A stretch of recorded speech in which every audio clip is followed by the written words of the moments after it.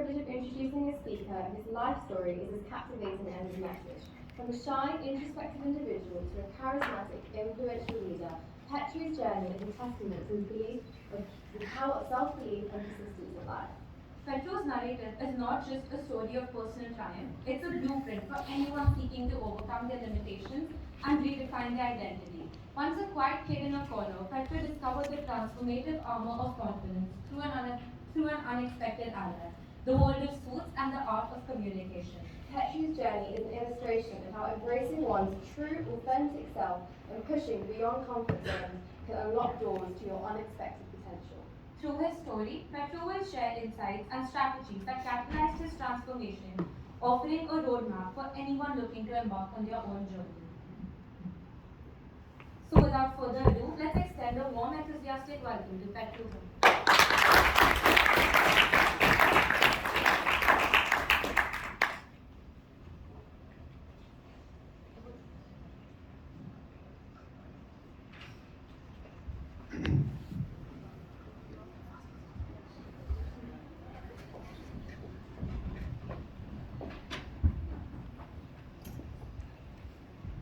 The boy must die, so the man can be born. That is what an old wise man said in an old African tribe. I know it sounds quite dramatic, but it doesn't need to be a real death. Obviously, if the boy dies, there's no more man to become. But it can be a metaphorical death, an emotional death, or a psychological death. To make it make sense, let me invite you on a journey. I'd like you to imagine a young boy sitting with his father camping. How many of you have been camping before? Right, so you know how it feels. Feel the fresh air, the silence.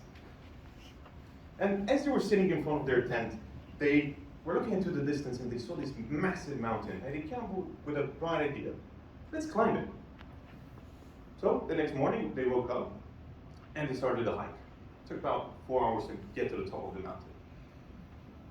Now I'm going to be honest with you, that is no ordinary story, because that boy was me and that man was my father.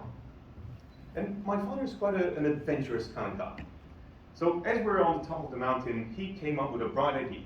Let's not go back on the same route, because that's boring. Let's go on the ridge of the mountain, and then at some point we can go back to the camp. So that's what we did. It should only take about 2 extra hours. Or at least that's what we thought. So as we're going on the ridge of the mountain, we had this beautiful landscape with the Romanian Carpathians. The sun setting in the background. Wait, the sun was setting. We soon realized that we're going to spend the last few hours of the hike in full darkness. But it shouldn't be a problem, because we got the flashlight with us. But my dad, in his excitement to get to the top of the mountain, he forgot to put him in the backpack. So we left them at the camp. But again, it shouldn't be a problem, because we've got a cell phone, right? But I took so many photos on the ridge of the mountain that I was only left with 5% battery. So I did the most mature thing in that moment. And instead of calling for help, I texted my mom. Now, my mom, she's a loving, loving mother, but she gets worried quite quickly. So we texted her that everything was fine and we're back at the camp. And as soon as we pressed send, the phone died. We started to realize what was going to happen. No source of light. Darkness came in. Fear is what we felt. The fight and flight system was screaming. But a sense of clarity and patience started to grow. So sort of warrior within awakened. But not the kind of warrior that wings his battle axe hoping to hit an enemy, more like a peaceful warrior.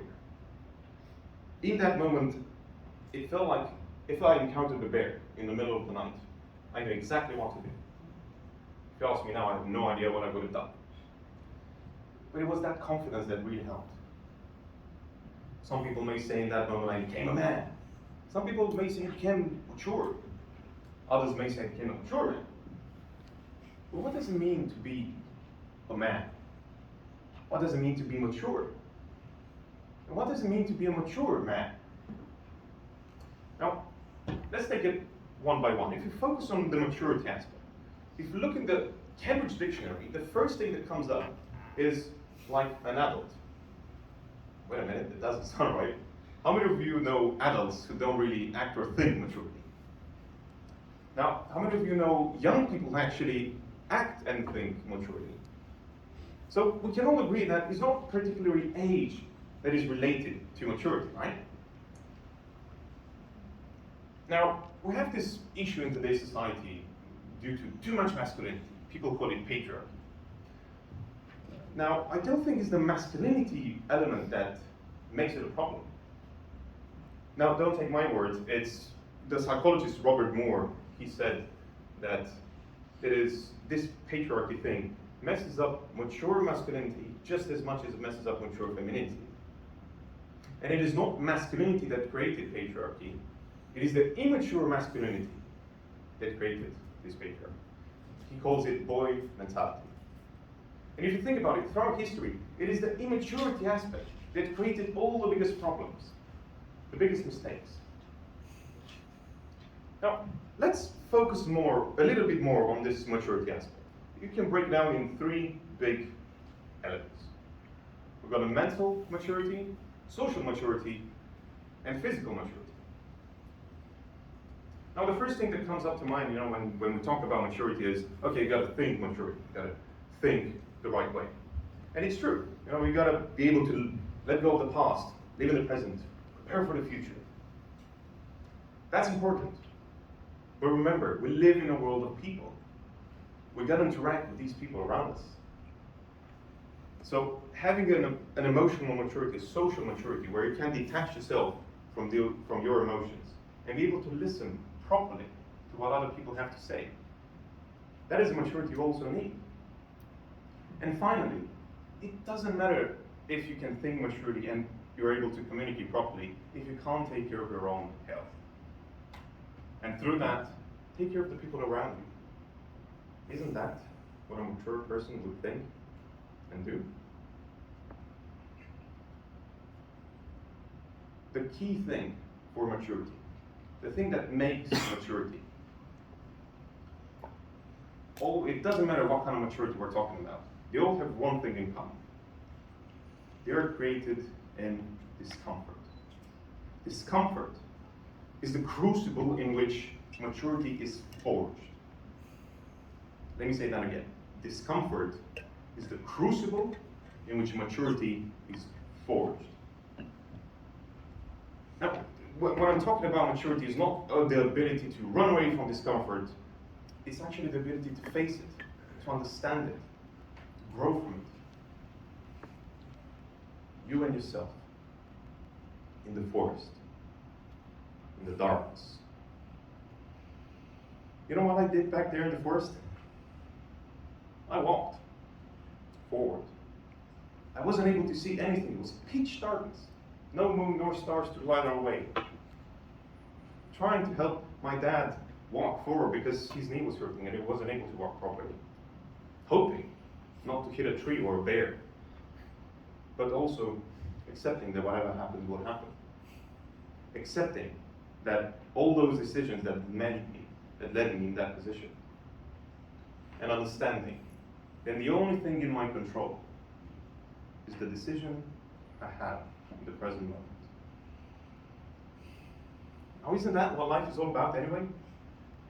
Trying to go blindly forward, not being able to see not even one step ahead of you, hoping not something bad won't happen along the way, trying to help the people around you go forward, accepting the things you've done so far, and understanding that the only thing in your control is one decision in this present moment.